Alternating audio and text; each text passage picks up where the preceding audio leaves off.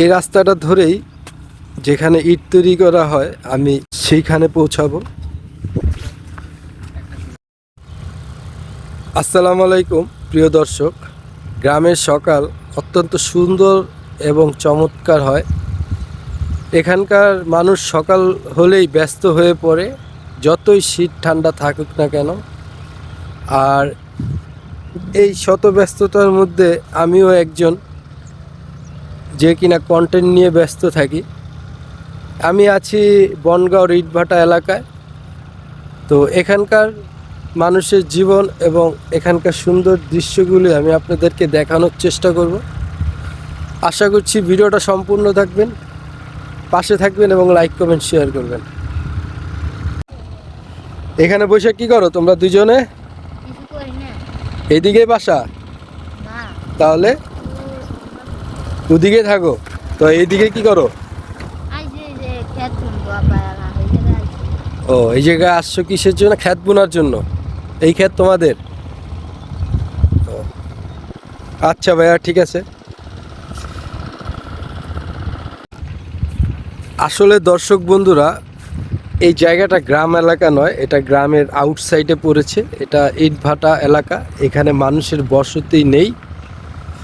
আর এখানকার মানুষ আছে যারা এখানে কাজ করে,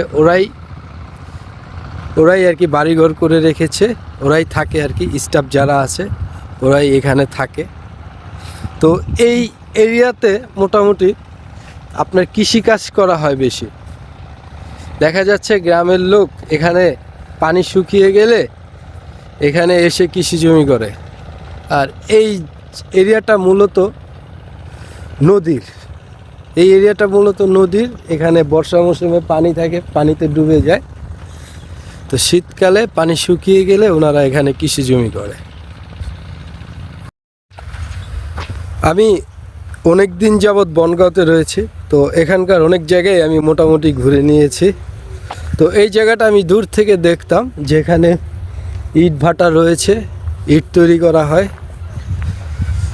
তো আসিনি কখনো, তো আজকে আমার আসার ইচ্ছা জাগলো যে এখানে যাই, দেখি ওখানকার মানুষগুলো কি করে, কিভাবে ইট তৈরি হয়। তাই এই জন্যই এখানে ছুটে আসা। এই জায়গাটা মাটি দিয়ে পাহাড় করে রাখা হয়েছে। আসলে এই মাটি থেকে ইট তৈরি করা হয়। এই মাটি দিয়েই ইট তৈরি করে সেগুলো আগুনও পুড়িয়ে পরিপক্ক করা হয়। এই যে দেখুন, এই জায়গাটাতে ইট তৈরি করে রাখা হয়েছে।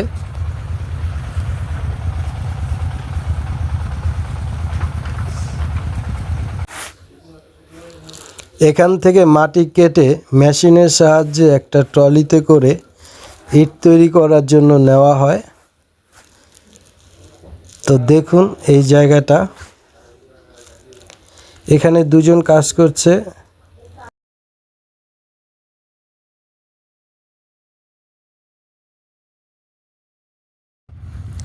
এই জায়গায় মাটি দিয়ে ইট তৈরি করা হচ্ছে।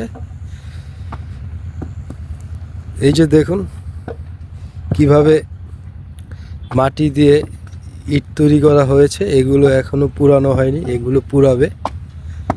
একটু সামনে যেয়ে দেখাই ওরা কিভাবে কাজ করে।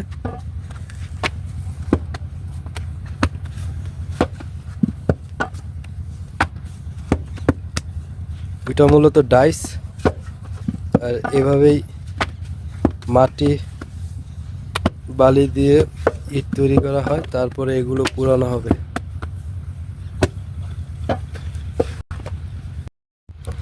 এই এরিয়াটা অনেক বড়, এইখানে অনেক মানুষের কর্মসংস্থান রয়েছে।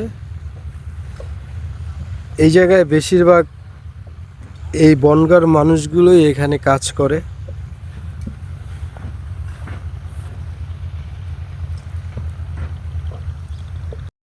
তো বন্ধুরা দেখুন ইটগুলোকে উঠানো হচ্ছে কিভাবে। তো ওর সাথে একটু কথা বলে যাক। ভাইয়া, নাম কি তোমার? আল মামুন হাসান। তুমি কি এখানে হাজিরা হিসাবে কাজ করো নাকি?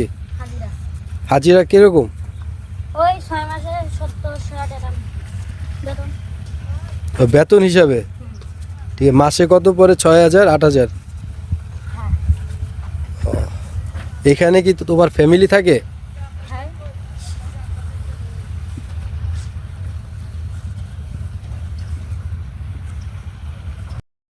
বন্ধুরা, আমি একটু ইটাগুলো পর্যবেক্ষণ করি। তো এই ইটাগুলা এখনো শুকায়নি, আঙ্গুল দিয়ে টিপ দিলে আঙ্গুল ভিতরের দিকে চলে যায়, একেবারে নরম। তো মূলত ওনারা এখানে শুকানোর জন্যই রাখছে, একটু শুকালে হয়তো তারপর নিয়ে যাবে পোড়ানোর জন্য।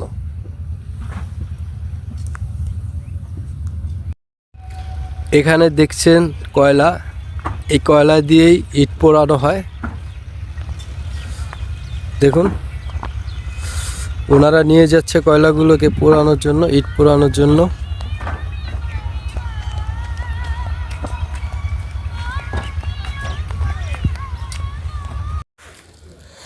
আমি যেই জায়গাটাতে আছি সেই জায়গাটার নিচে ইট পোড়ানো হয়। আর এই উপরে দেখুন, ওনারা ওই যে ছোট ছোট কিছু দেখতেছেন যে লোহার ঢেকনি উঠাচ্ছে আর সেখানে কয়লা ঢালছে। আসলে নিচে ইট পোড়ানো হচ্ছে।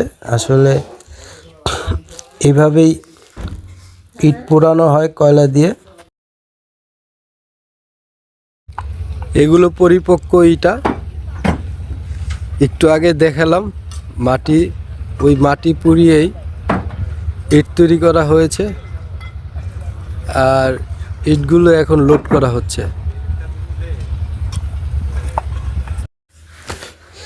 এইখানকার স্টাফদের ঘরবাড়ি কীরকম একটু দেখানোর চেষ্টা করছি।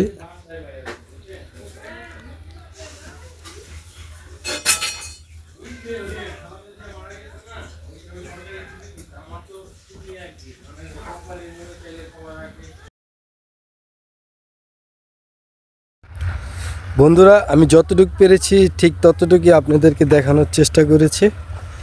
তো আমার ভিডিওটা যদি ভালো লাগে অবশ্যই লাইক কমেন্ট শেয়ার করে দিবেন। পরবর্তীতে আবার নতুন কোনো ব্লগ নিয়ে আসব।